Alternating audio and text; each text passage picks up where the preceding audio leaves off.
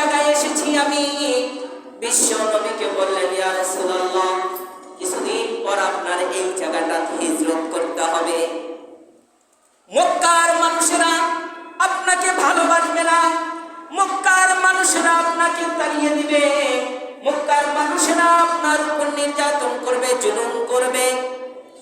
এমন জুলুম হবে আপনার ইসলাম কেউ গ্রহণ করবে না। বিশ্বনবী জিজ্ঞাসা করলেন, আমি কোন জায়গায় এসেছি? জিবরাইল উত্তর করলেন, ইয়াসরাব নামক একটি জায়গা, সেই জায়গায় আল্লাহর আদেশে আপনাকে নিয়ে আসা হয়েছে। বলেন সুবহানাল্লাহ। আচ্ছা, হিজরত যে হবে তাহলে আগেই জানা আছে কিনা নবীজি? পূর্বেই জানিয়ে দেওয়া হবে। আবার ওইখান থেকে বিশ্বনবীকে নিয়ে যাওয়া হলো আরেকটি পাহাড়ের উপরে। এত চমৎকার একটি পাহাড়, এত সুন্দর একটি পাহাড়। ওই পাহাড়ের চূড়ার উপরে নবীজিকে রাখা হলো। জিজ্ঞাসা করা হলো, ভাই জিবরাইল, কোথায় এসেছি, কোথায় যাচ্ছি, কি কাজ আছে আমাদের এই পাহাড়ে? জিবরাইল আলাইহিস সালাতু ওয়াস সালাম বললেন, ইয়া রাসূলুল্লাহ, ইয়া হাবিবাল্লাহ, আপনার পূর্বের যত নবী এসেছিল, যে নবীর সাথে নূরে তাজাল্লিতে আল্লাহর সাথে সাক্ষাৎ হয়েছিল। বলেন সুবহানাল্লাহ। আল্লাহ রাব্বুল আলামিন নূরের মাধ্যমে সাক্ষাৎ করেছিলেন। স্বয়ং আল্লাহ সরাসরি কথা বলতেন যেই নবীর সাথে। মুসা কালিমুল্লাহ, মুসার সাথে যেই পাহাড়ে আল্লাহর সাক্ষাৎ হয়েছে, নূরের সাথে নূরে তাজাল্লির সাথে আল্লাহর সাক্ষাৎ হয়েছে। যেই পাহাড়ে মুসা আল্লাহর সাথে কথা বলতেন, যেই পাহাড়ে মুসা নবুয়ত পেয়েছেন, সেই পাহাড়ে আপনাকে আনা হয়েছে। সেই পাহাড়ের নাম হলো তুরে সিনিন। কি পাহাড়? তুর পাহাড়। যেটা আমরা বলি যে এখন যে ছোটমা ব্যবহার করি, তুর পাহাড়ের ছোটমা আমরা বলি, এটা আসলে বাস্তবতা কতটুকু সঠিক আমি জানি না। তাহলে তুর পাহাড়ে আল্লাহর নবীকে সেখানে অবস্থান করা হবে। সেইখান থেকে নবীজিকে আবার ফেরেশতাদের মাধ্যমে আল্লাহ রাব্বুল আলামিন বাইতুল মুকাদ্দাস, বর্তমান ফিলিস্তিনের বাইতুল মুকাদ্দাস, বাইতুল মুকাদ্দাসে নবীজিকে নেওয়া হলো।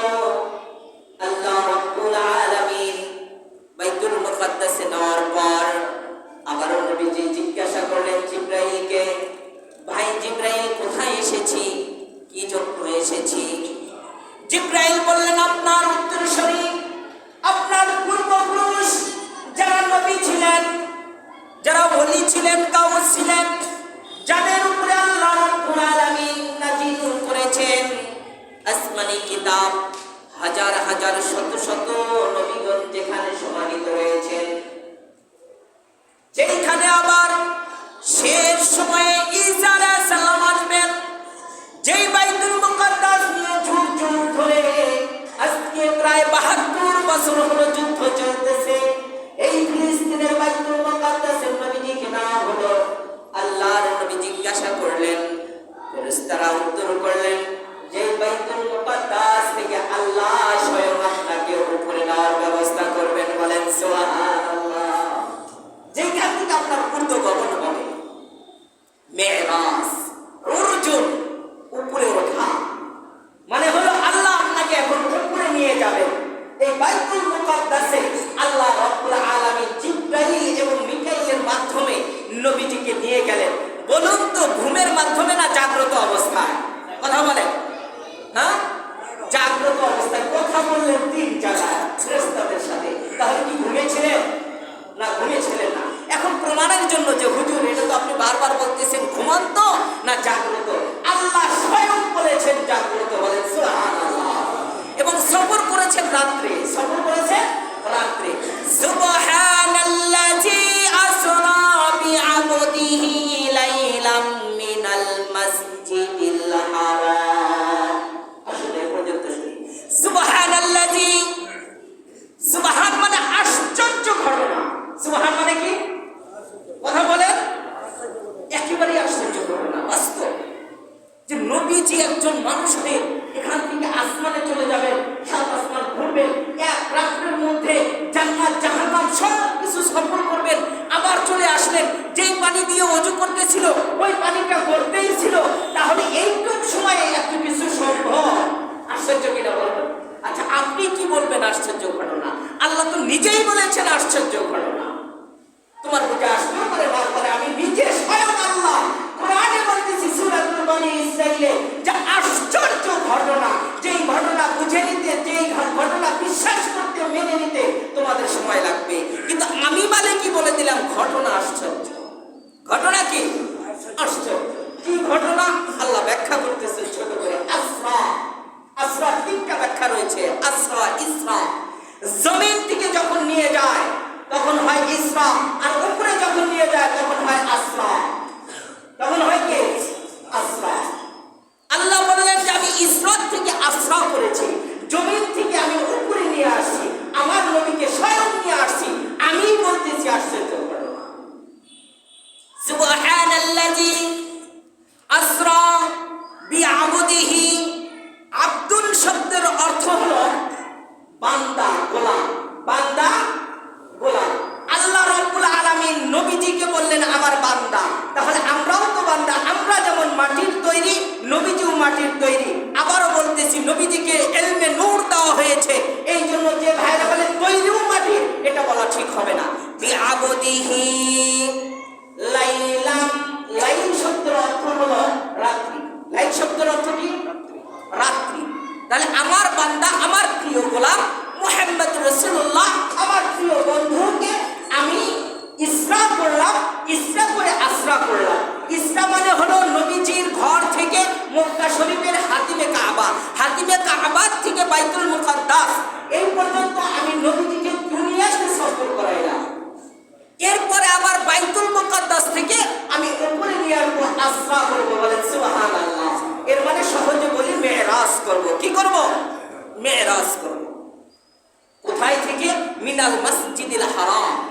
মসজিদে হারাম বলা হয় বাইতুল্লাহ, কাবা শরীফকে। মসজিদে হারাম, ওখানে হেরেম শরীফ আছে।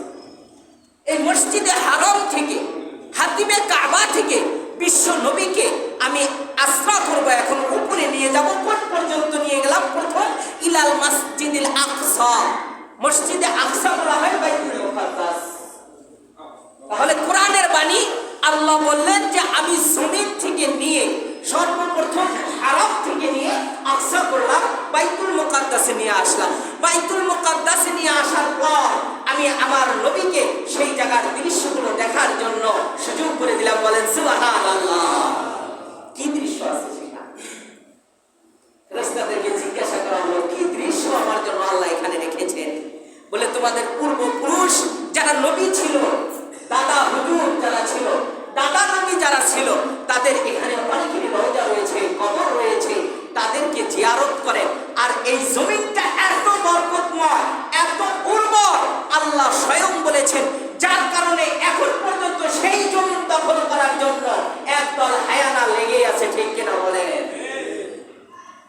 জমিনের উর্বর কেমন? যেই ফসল ওখানে চাষ করা হবে, উদাহরণস্বরূপ বলি, এই যে আফগানিস্তানের যুদ্ধ, সেখানে আল্লাহ পাক তাদের দিকে ফয়সালা করতেছে না? বরকতময় জমিন। আর যেই জমিনে লক্ষ লক্ষ হাজার হাজার ওলিয়া উলিয়া গাউস কুতুব নবীর স্থান, সেই জমিনটা কি পবিত্র হবে না? এই জমিনের ভিতরে শুধু এই জন্য না, অনেক ভাইরা জানে না যে কেন বাইতুল মুকাদ্দাস নিতে চায় ইসরাইল না। এর রহস্যটা কি আছে এখানে? তার ছোট্ট ঘটনা বলি আমি। রহস্য হলো বাইতুল মুকাদ্দাসে আল্লাহর দেওয়া জান্নাতি কিছু গুপ্তধন লুকানো রয়েছে। এই গুপ্তধনের লম্বা ইতিহাস রয়েছে। সেই চাবিটা শুধুমাত্র বাইতুল মুকাদ্দাসেই রয়েছে। সেই চাবি বের করতে হবে। চাবি বের করে তারা গুপ্তধনটা বের করতে পারবে। এই গুপ্তধনের লোভে তারা বাইতুল মুকাদ্দাসকে দখলে নিতে চায়। বাইতুল মুকাদ্দাস 42 একর জমির ভিতরে, এই 42 একর জমি তারা দখলে নিলে এর ভিতরেই আল্লাহর সেই জান্নাতি গুপ্তধন সর্বোত্তম এখানেই পাওয়া যাবে। এই জন্য তারা যত চেষ্টা যুগ যুগ ধরে বাইতুল মুকাদ্দাস নিতে চায়। কিন্তু আল্লাহ বলেছেন যে সেই চাবি শুধুমাত্র আমি ব্যবস্থা করে রেখেছি। ঈসা আলাইহিস সালাম যখন আসবে তখন অটোমেটিক ওই দরজা বলবে, ঈসা উদখুল, তুমি আমার দরজা দিয়ে প্রবেশ করো, আর তোমার হাতেই আল্লাহ এই চাবির